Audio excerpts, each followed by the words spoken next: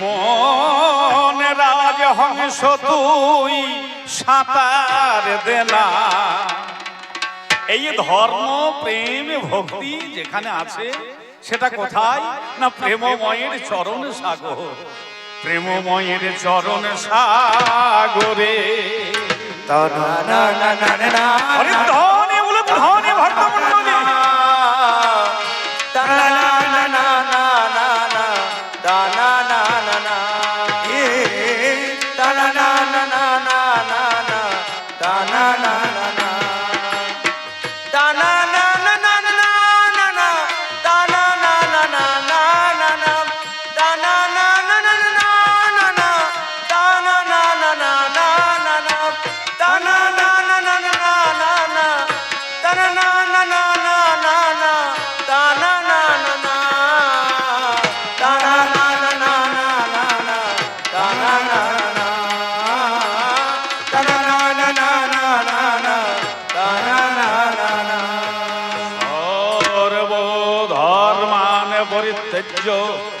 মামিকং শরণং ব্রজ অহং তাং সর্বপাপেভ্যো মোক্ষয়িষ্যামি মা শুচ।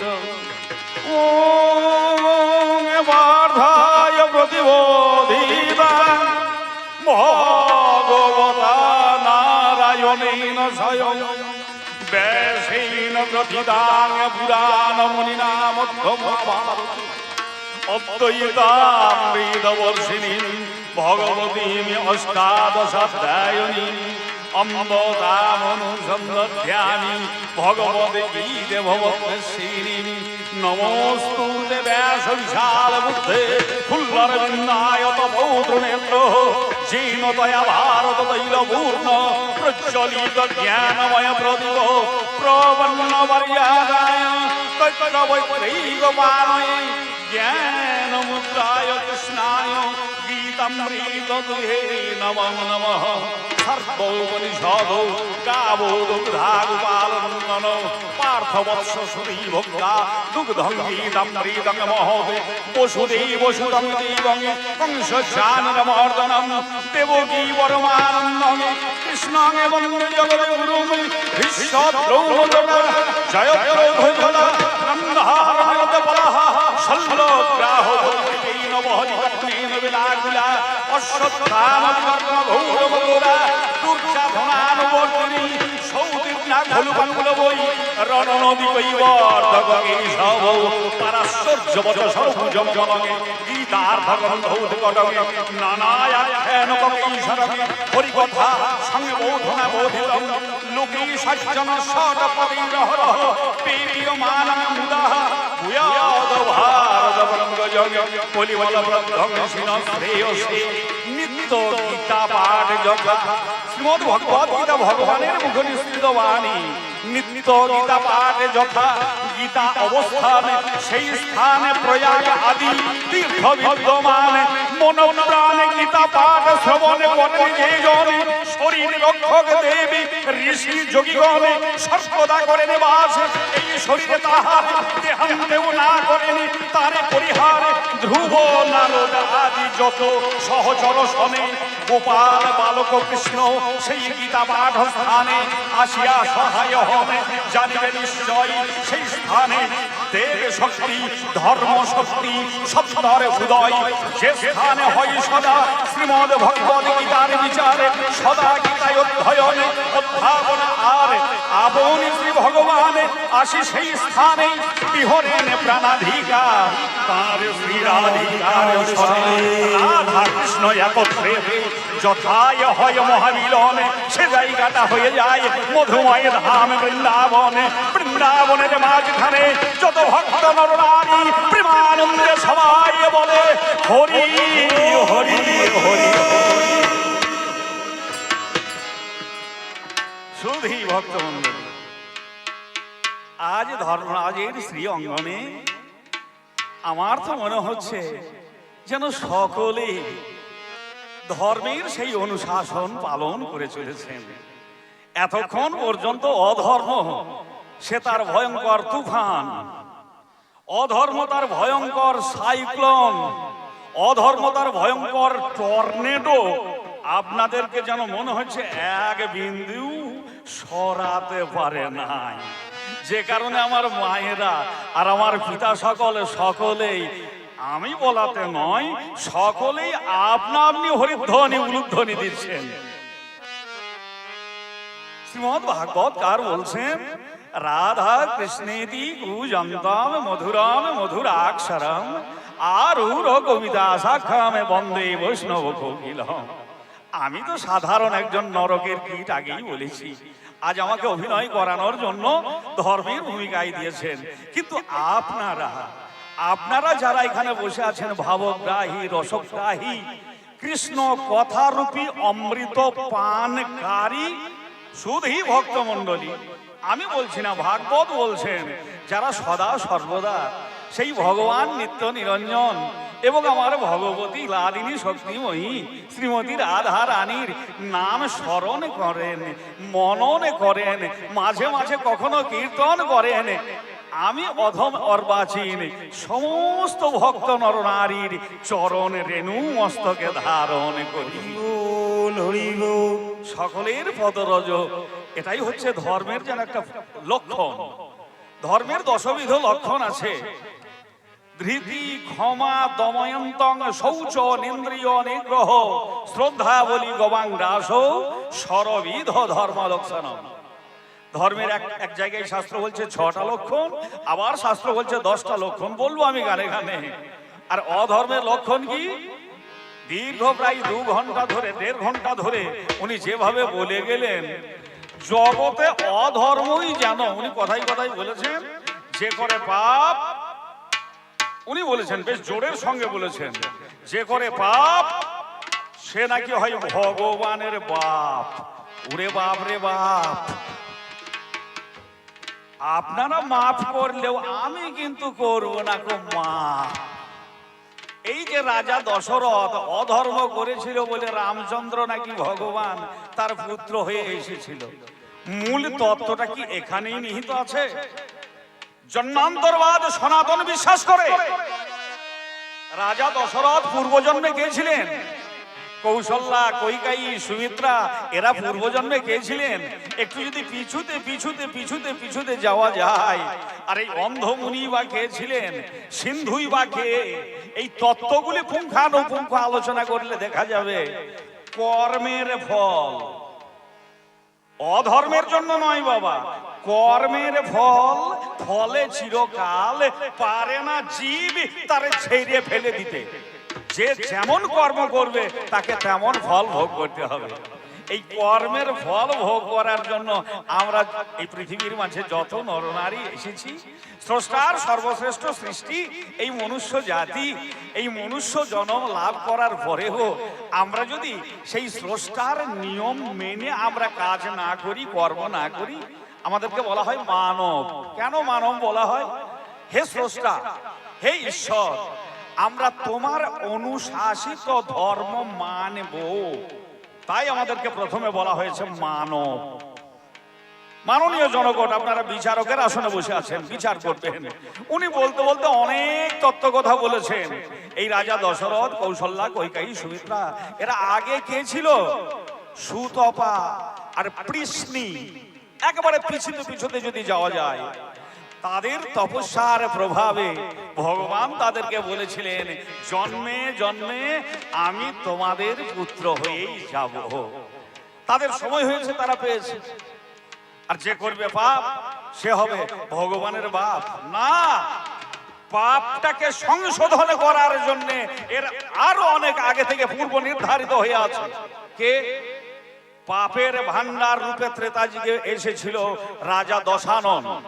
রাজা দশানন যখন জেনেছিলেন দশরথের ঘরে স্বয়ং ভগবান আসবে, দশরথের যেদিন বাবা উপনয়ন হয়, অদ্ভুত রামায়ণ বলছে, রাজা দশরথের যেদিন উপনয়ন হয়, অর্থাৎ যজ্ঞ উপবিদ ধারণ করছেন, তৎকালীন দিনে ক্ষত্রিয়রাও যজ্ঞ উপবিদ ধারণ করতেন, ঠিক সেই দিনেই রাবণ রাজা করেছিল কি, গ্রহদেরকে বশীভূত করে অধর্মের দ্বারা রাজা দশরথের শুক্র নালীটা বজ্রকীট রূপ ধারণ করে গিয়ে শুক্র নালীটা কেটে দিয়েছিল।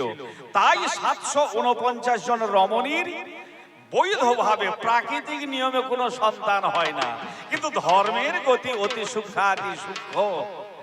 অন্ধ মুনিকে মুক্তি দেওয়ার নিমিত্তে রাজা দশরথের তুন থেকে মৃগয়ার সময়ে শব্দভেদী বাণ গিয়ে সিন্ধুর বুকে লেগেছে। এখানেও কোনো অধর্ম নাই। কেন অধর্ম নাই?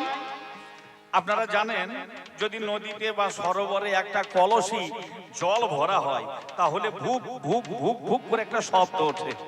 শব্দভেদী বাণের ধর্ম যেখানে শব্দ, ঠিক সেই জায়গাটি কিন্তু প্রথিত হবে। কলসির জল যখন পরিপূর্ণ হয়ে গিয়েছে, শব্দভেদী বাণ নিক্ষেপ করেছে রাজা দশরথ। কেমন দেখুন ধর্মের সূক্ষ্মগতি। বাণ চলেছে শব্দ অনুসরণ করে, কলসির জল পরিপূর্ণ হয়েছে আর শব্দ বন্ধ। কিন্তু সিন্ধুর এই হৃদয়রূপী কলসি, দেহরূপী কলসির মাঝখানে যেটা বাবা হৃদয়, সেই হৃদয়ের মাঝখানে কি হচ্ছে?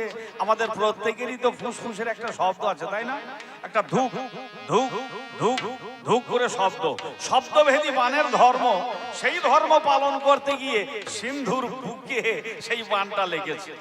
এটা যেন মহাকালেরই একটা নিয়ম। আসবে স্বয়ং পূর্ণ ব্রহ্ম সনাতন, এখানে কোনো পাপ নেই। ওই সিন্ধু আরো যদি একটু পিছিয়ে যাওয়া যায়, পরশুরামের নিকট থেকে মুক্তি প্রার্থনা করেছিল। পরশুরাম বলেছিলেন, তখন রামচন্দ্রের আবির্ভাব তো হয়ই নাই। পরশুরাম অবতার রামের আগের অবতার, অর্থাৎ 6 নম্বরের অবতার।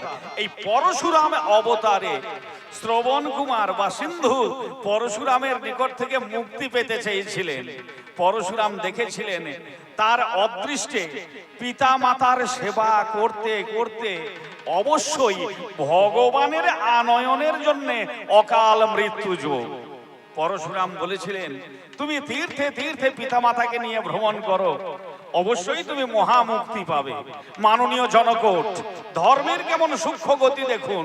শ্রবণ কুমার বা সিন্ধু পিতা মাতা, তারা খুবই অভাবী ছিল, পিতা মাতাকে কাঁধে করে তীর্থ ভ্রমণ করাচ্ছে। কিন্তু তার মুক্তি যোগ আসবে কি করে?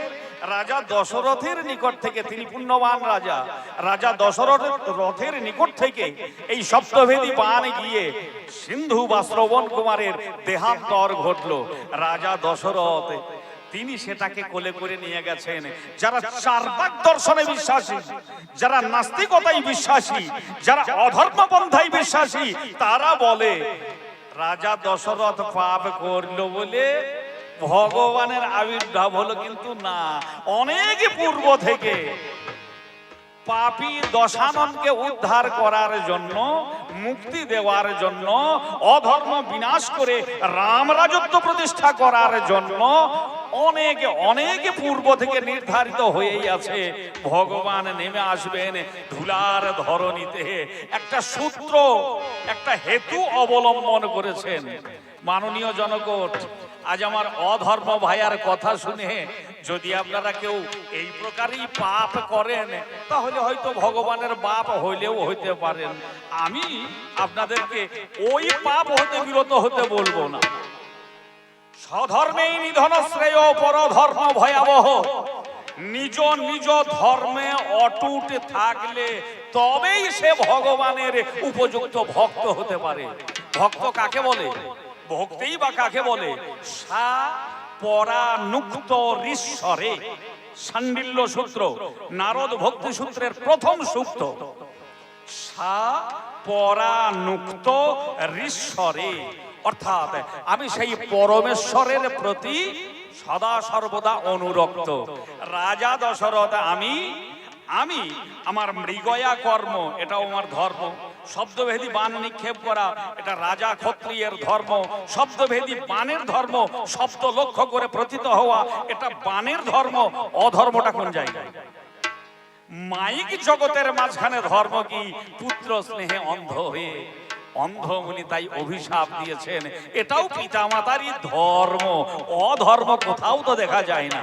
মাননীয় জনকোট, আজ আমার পাল্লাদা এক এক করে তিনি মীমাংসা করেছেন, কিন্তু আমি জিজ্ঞাসা করেছিলাম অধর্ম রে, আমার আছে ধর্ম, ভাই তোর আছে অ, মাঝে একটা হাইফেন, তারপরে একটা ধ ময়ের রে, ধৃ ধাতু মন প্রত্যয় যোগে ব্যাকরণ বলছে সেটা হচ্ছে ধর্ম, ধারণ করার নাম ধর্ম। এটাকে অপব্যাখ্যা করছে। আমার পিতৃদত্ত ব্রহ্ম বস্তু আমার পিতা ধারণ করতে না পেরে ফেলে দিয়েছেন, তাই নাকি আমরা সবাই জন্ম হয়েছি। বিরক্তি ভাব নেবেন না মাননীয় ভক্তমণ্ডলী। পিতা এবং মাতার শৃঙ্গারের কারণে আমরা পৃথিবীতে এসেছি যত কামজ সন্তান। কিন্তু চিন্তা করে দেখুন, ভগবান সৃষ্টি ভালোবাসে, সৃষ্টির নিমিত্তে যে চাষ করা হয় সে চাষে কোনো অধর্ম নাই। একজন চাষি মাঠে ধান রোপণ করেছে, ধান রোপণ করার আগে জমিটাকে ভালো করে কাদান, প্রচলিত ভাষায় বলা হয় কাদান করেছে, অর্থাৎ ভালো করে লাঙল বইয়েছে, এখন না হয় ট্রাক্টর। তারপরে সে কিন্তু ধান বীজ রুইয়েছে, এরপরে ভালো ফসল হবে। কিন্তু কোন চাষি যদি মনে করে ওই ধান রুয়ানো জমিতে আবার আমি ট্রাক্টরটা নামিয়ে দেব, সে জায়গাতে পাপ। কিন্তু যদি কেউ সৃষ্টির জন্য একবারই চাষ করে সে জায়গায় কোনো পাপ নেই, এটা শাস্ত্র বারবার বলেছেন। একটা সত্য কথা বলি, বশিষ্ঠের স্ত্রী দেবী অরুন্ধতী, এই বশিষ্ঠ ছিলেন ব্রাহ্মণ, শ্রী রামচন্দ্রের গুরুদেব। তা বশিষ্ঠ ব্রাহ্মণ হলেন কি করে? বশিষ্ঠ ব্রাহ্মণ হলেন কি করে? আজ আমার পাল্লাদারের কথা মতো বিন্দু পতন হলে সে নাকি ব্রাহ্মণ নয়, বিন্দু ধারণ জীবন, বিন্দু ধারণ করাটা জীবন, তিনি প্রকৃত ব্রাহ্মণ। কিন্তু দেবী অরুন্ধতী দেবতার একটা যজ্ঞ করছেন, বশিষ্ঠকে ডেকেছেন। দেবী অরুন্ধতী বশিষ্ঠকে বলছেন, হ্যাঁ গো, তোমার এত এত সন্তান, তুমি এত এত সন্তান উৎপাদন করেছো, ব্রহ্মের অপব্যয় করেছো, অথচ তুমি দেবতাদের নিকটে ব্রাহ্মণ হলে কি করে? বশিষ্ঠ তখন অরুন্ধতীকে বলছে, তুমি আমার সহধর্মিণী, তুমি আমার ধর্মপত্নী, আমি ব্রহ্ম অপব্যয় করেছি না ব্রহ্মের আমি সৎ ব্যবহার করেছি, এটা তুমি তো ভালো করে জানো। আমার 100টা সন্তান, বশিষ্ঠের 100 সন্তান ছিল। তা এই 100 সন্তান কেন হয়েছে আপনারা সবাই জানেন। পার্থিব জগতের মাঝখানে মায়েরা প্রকৃত মা হন 11 বছর 11 মাস 27 দিনে। বশিষ্ঠ বলছে, অরুন্ধতী তুমি যে 100 বার এই পার্থিব জগতে ঋতুমতী হয়েছ, আর আমি 100 বার ঠিক সেই ক্ষেত্রের মাঝখানে বীজ রোপণ করেছি। আমি যে কতটা ধার্মিক পৃথিবীর অন্য কেউ জানে না, তুমি জানো। তদ ব্যতীত আমি কি কোনোদিন তোমার কাছে আমার এই অজ্ঞানতার লাঙলটা লইয়ে গিয়েছিলাম কি? এর থেকে আর প্রকাশ করে বলা যায় না বাবা। আমি 100 বার তোমার কাছে বীজ রোপণ করেছি আর 100টা সুসন্তান হয়েছে। অর্থাৎ আমি প্রকৃত ব্রহ্মচারী। নারীকে সঙ্গে করেও ব্রহ্মচর্য বৃত্তি পালন করা যায় যদি সে কামাতুর না হয়, যদি সে কামাগ্নিতে দগ্ধীভূত না হয়। ইনি ছিলেন প্রকৃত ব্রাহ্মণ। তাহলে ব্রাহ্মণ হতে গেলে, সৃষ্টি রক্ষা করতে গেলে একবার তো বীজ রোপণ করতে হবে, সে জায়গায় কোনো পাপ নেই। তুমি যত কোটি কথা বলেছো, ব্রহ্মা নাকি উনি একবারে চাচা ছোলা ভাষায় বলছেন, ব্রহ্মা তার কন্যার সাথে ব্যভিচার করেছেন। আমার ধৃষ্টতা মার্জনা করবেন, ব্রহ্মার কন্যাকে সন্ধ্যা। সন্ধ্যা এই পার্থিব জগতের মাঝখানে জীবনেরও নেমে আসে 3টে সন্ধ্যা। কি সেই সন্ধ্যা? একটা প্রাত সন্ধ্যা, একটা মধ্যাহ্ন সন্ধ্যা, আর একটা হচ্ছে সায়ং সন্ধ্যা। তখন কিন্তু এই 3টে সন্ধ্যা ছিল না, প্রাত সন্ধ্যা আর সায়ং সন্ধ্যা। ব্রহ্মা করলেন কি, সাধারণ জনগণের জন্য তিনি চিন্তা ভাবনা করলেন এই সন্ধ্যাকে যদি বিভাজন করা যায়, বিভাজন করলে মধ্যাহ্নকালীন সন্ধ্যাতেও হয়তো অনেক মানুষ সেই মধ্যাহ্ন সন্ধ্যাতেও ঈশ্বরের নাম ইষ্ট ভিত্তি পালন করতে পারবে। কেন না, অভ্যাসের দ্বারা অনেক কিছু সম্পাদন হয়। তাই তো শ্রীমদ্ ভগবদ গীতাতে সুরধ্বনি গীতা বলছেন,